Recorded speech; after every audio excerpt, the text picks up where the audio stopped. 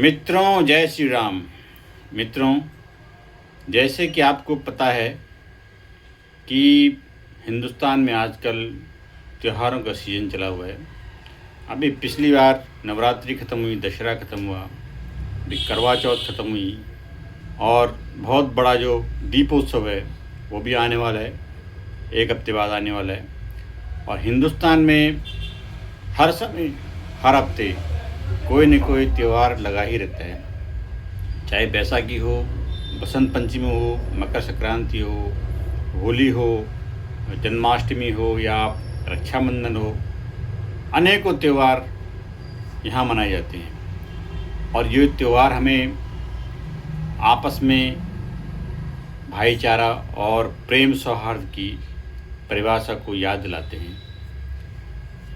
तो मेन मुद्दे की बात ये है कि अभी आपने कुछ दिन पहले देखा होगा, टीवी में देखा होगा, आप लोग सभी मेरे जैसे टीवी देखते होंगे, समाचार देखते होंगे कि फ़लाँ जगह पर नकली मावा पकड़ा गया, फ़लाँ जगह पर नकली मिठाई पकड़ी गई, पनीर पकड़ा गया, दूध पकड़ा गया।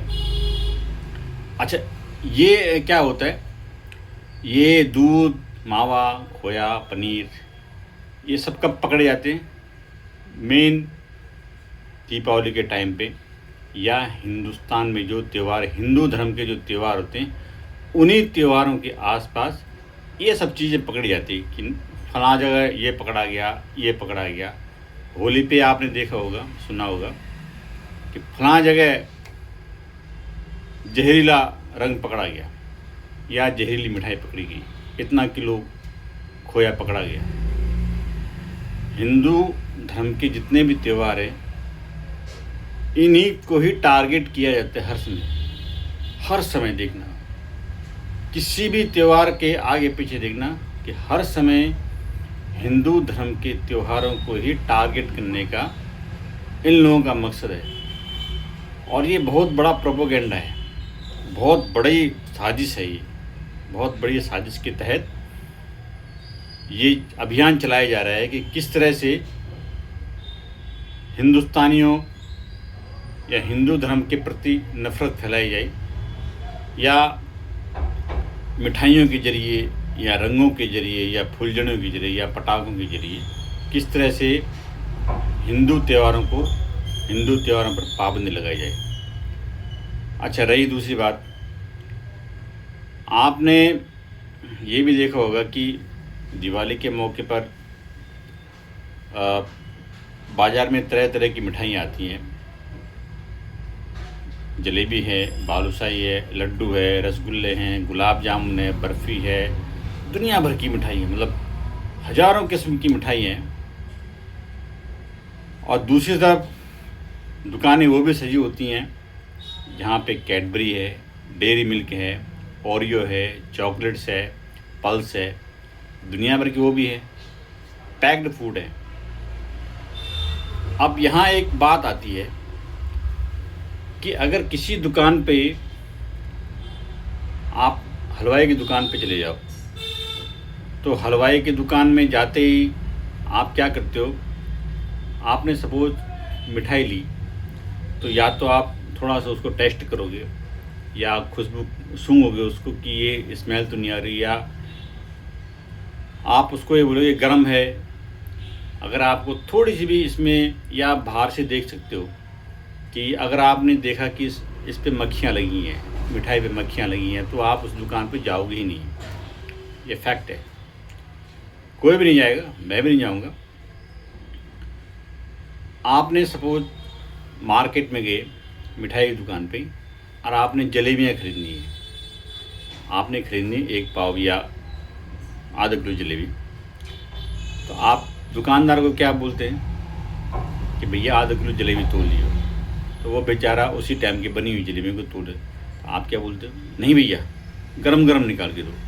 वो बेचारा गरम गरम निकाल के आपको दे देता है, ठीक है। अब वही बात लागू होती है चॉकलेट की दुकान पे।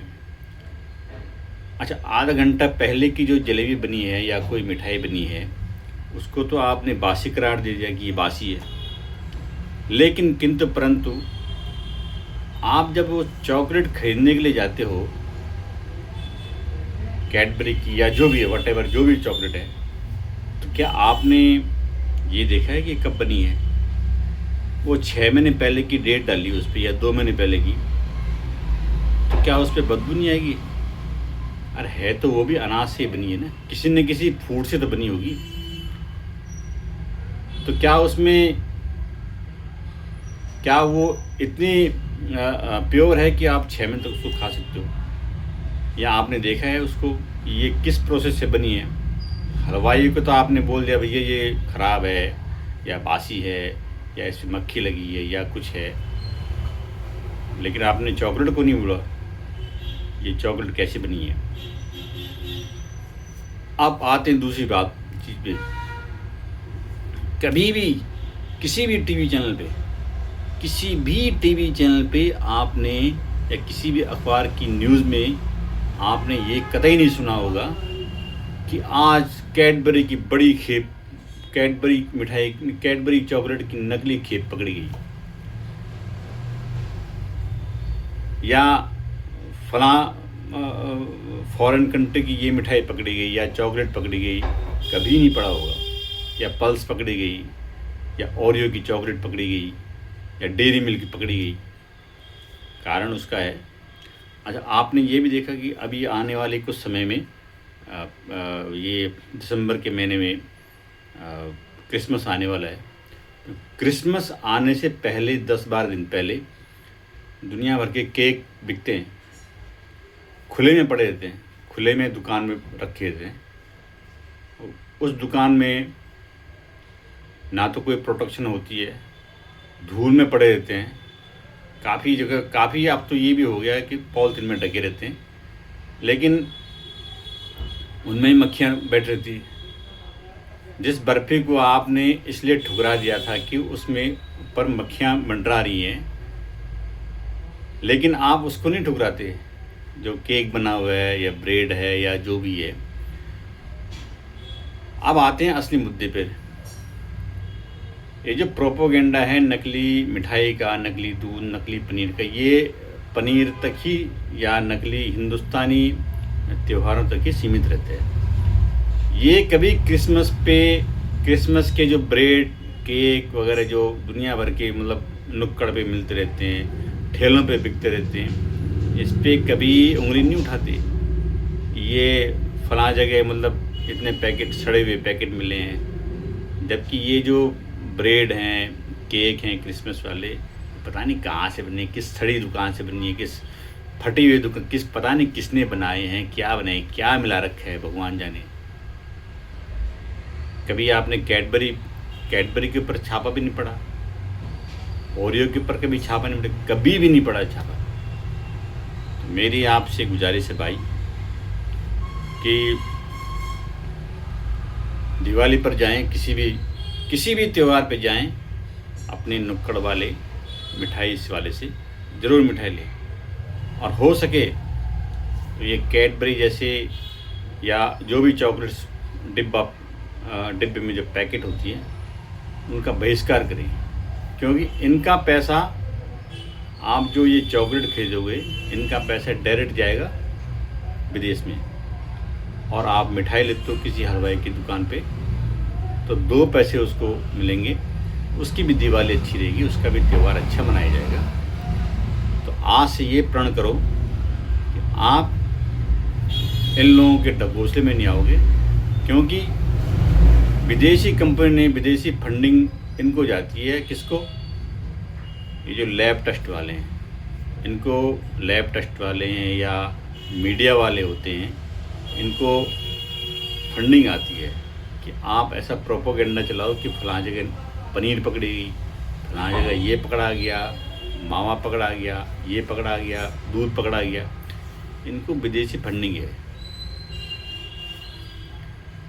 और विदेशी फंडिंग इसलिए है कि भारतीय लोग इन खोवा, दूध, पनीर से बनी मिठाइयों को ना कहें, और कैडबरी जैसी विदेशी मुल्कों से जो मिठाई आ रही है उसके ऊपर ज़्यादा विश्वास करें। जबकि वो भी 2-3 साल पहले की बनी है। किसने देखा है कहाँ बनी है, क्या बनी है, क्या मिला रखे है, क्या केमिकल है, क्या गुड़ गोबर है, क्या मक्खियाँ मरी हैं उसमें, किसी ने नहीं देखा।